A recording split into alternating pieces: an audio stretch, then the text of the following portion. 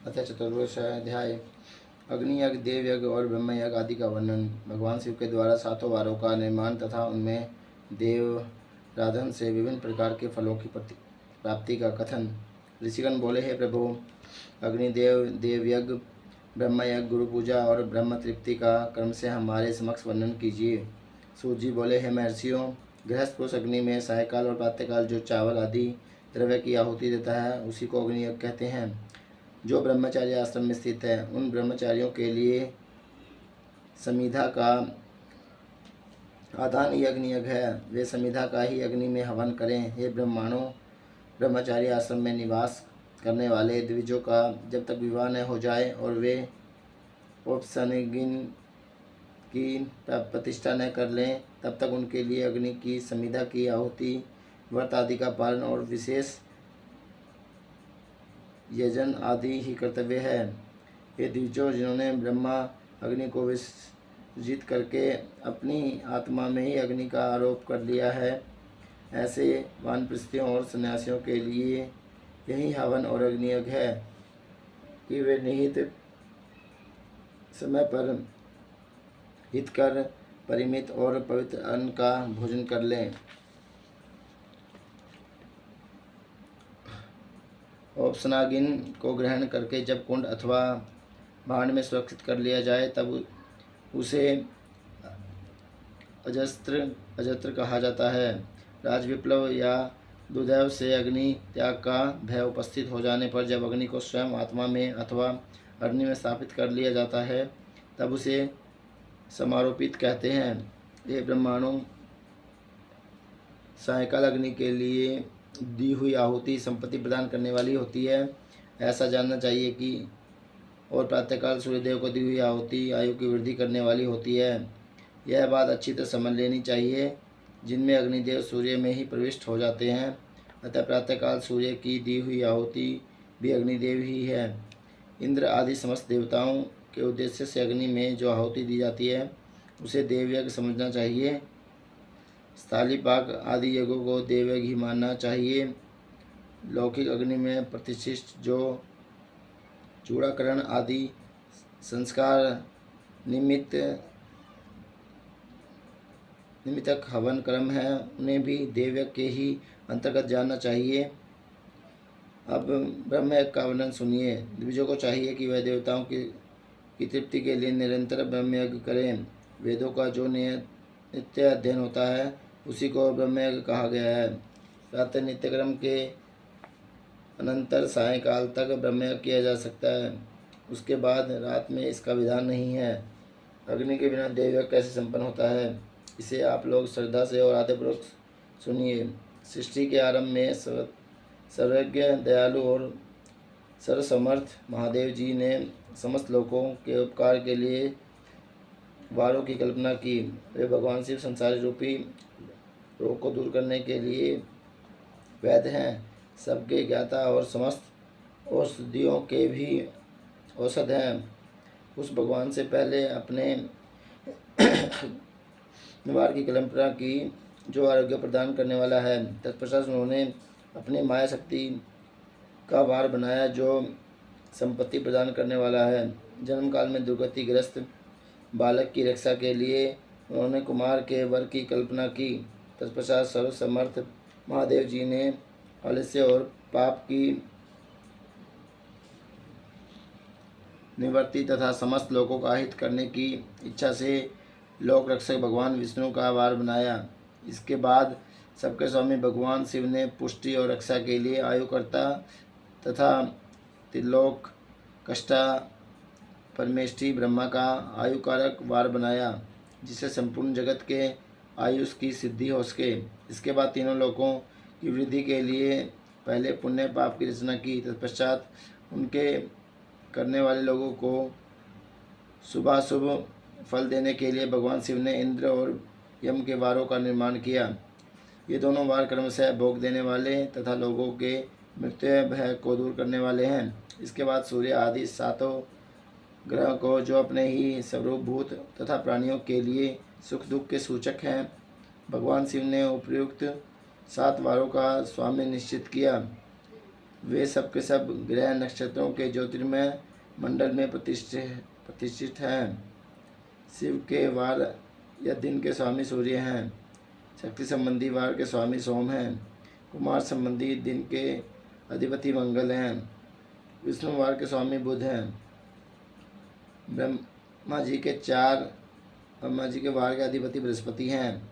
इंद्र वार के स्वामी शुक्र और यम वार के स्वामी शनिश्चर हैं। अपने अपने वार में की हुई उन देवताओं की पूजा उनके अपने अपने फल को देने वाली होती है। सूर्य आरोग्य के और चंद्रमा संपत्ति के दाता हैं। मंगल व्याधियों का निवारण करते हैं। बुध पुष्टि देते हैं। बृहस्पति आयु की वृद्धि करते हैं। शुक्र भोग देते हैं और शनिश्चर मृत्यु का निवारण करते हैं।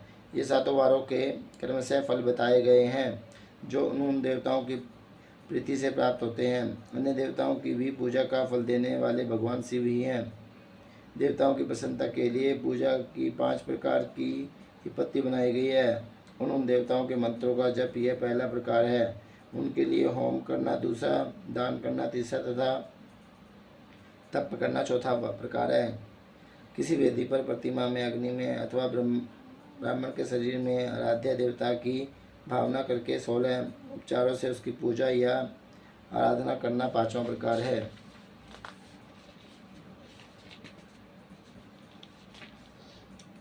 इसमें पूजा के उत्तरोत्तर आधार श्रेष्ठ हैं। पूर्व के अभाव में उत्तरोत्तर आधार का अवलंबन करना चाहिए। दोनों नेत्रों तथा मस्तक के रोग और कुष्ठ रोग की शांति के लिए भगवान सूर्य की पूजा करके ब्राह्मणों को भोजन कराएं। तदंतर एक दिन, एक पास, 1 वर्ष अथवा 3 वर्ष तक लगातार ऐसा साधन करना चाहिए। इससे यदि प्रबल पार्वत का निर्माण हो जाए तो रोग एवं जग आदि का नाश हो जाता है। इष्ट देव के नाम मंत्रों का जप आदि साधन वार आदि के अनुसार फल देते हैं। रविवार को सूर्य देव के लिए, अन्य देवताओं के लिए तथा ब्राह्मणों के लिए विशिष्ट वस्तु अर्पित करें। यह साधन विशिष्ट फल देने वाला होता है तथा इसके द्वारा विशेष रूप से पापों की शांति होती है। विद्वान पुरुष सोमवार को संपत्ति की प्राप्ति के लिए लक्ष्मी आदि की पूजा करें तथा सपत्नीक ब्राह्मणों को घृत पक्व अन्न का भोजन कराएं। मंगलवार को रोगों की शांति के लिए काली आदि की पूजा करें तथा उड़द, मूंग या अरहर की दाल आदि से युक्त अन्न ब्राह्मणों को भोजन कराएं।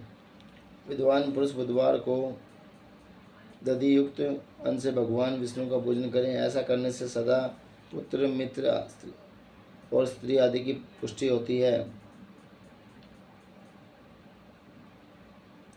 जो दीर्घायु होने की इच्छा रखता हो वह गुरुवार को देवताओं की पुष्टि के लिए वस्त्र, यज्ञों, पवित्र तथा घृत मिश्रित खीर से यजन पूजन करें। भोगों की प्राप्ति के लिए शुक्रवार को एकाग्रचित्त होकर देवताओं का पूजन करें और ब्राह्मणों की तृप्ति के लिए सरसयुक्त अन्न का दान करें। इसी प्रकार स्त्रियों की प्रसन्नता के लिए सुंदर वस्त्र आदि का दान करें। शनिश्चर अपमृत्यु का निवारण करने वाला है। उस दिन बुद्धिमान पुरुष रुद्र आदि की पूजा करें। तिल के होम से, दान से देवताओं को संतुष्ट करके ब्राह्मणों को तिल मिश्रित अन्न भोजन कराएं। जो इस तरह देवताओं की पूजा करेगा वह आरोग्य आदि फल का भागी होगा।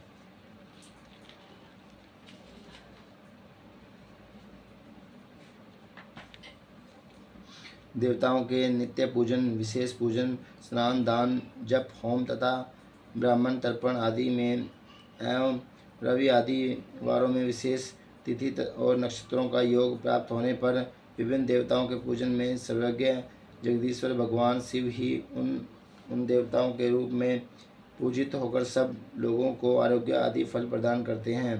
देश काल, पात्र, द्रव्य, श्रद्धा एवं लोक के अनुसार उनके तारतम्य कर्म का ध्यान रखते हुए महादेव जी आराधना करने वाले लोगों को आरोग्य आदि फल देते हैं।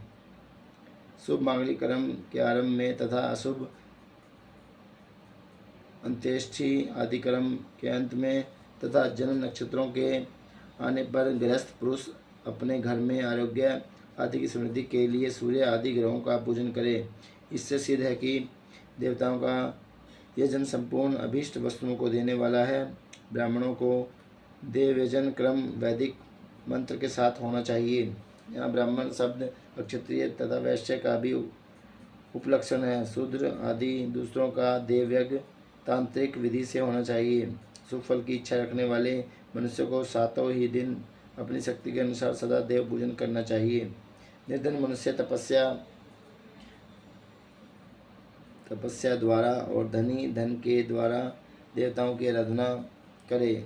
वह बार बार श्रद्धापूर्वक इस तरह के धर्म का अनुष्ठान करता है और बार बार पुण्य लोकों में नाना प्रकार के फल भोगकर पुनः इस पृथ्वी पर जन्म ग्रहण करता है।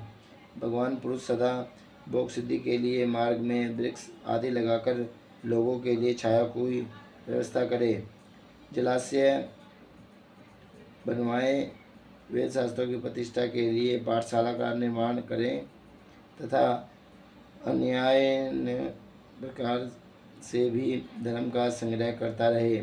समयानुसार पुरुष कर्मों के परिक्रमा से ज्ञान की सिद्धि हो जाती है। द्विजों, जो इस अध्याय को सुनता पढ़ता अथवा दूसरों को सुनाता है उसे देवयज्ञ का फल प्राप्त होता है। इति श्री शिवमहापुराणे प्रथमाय विंध्येश्वर संहिताय अग्नि आदि वर्णन नाम चतुर्थोऽध्याय। इस प्रकार श्री शिव महापुराण के अंतर्गत प्रथम विंध्येश्वर संहिता में अग्नि यज्ञ आदि का वर्णन नामक 14वां अध्याय पूर्ण हुआ।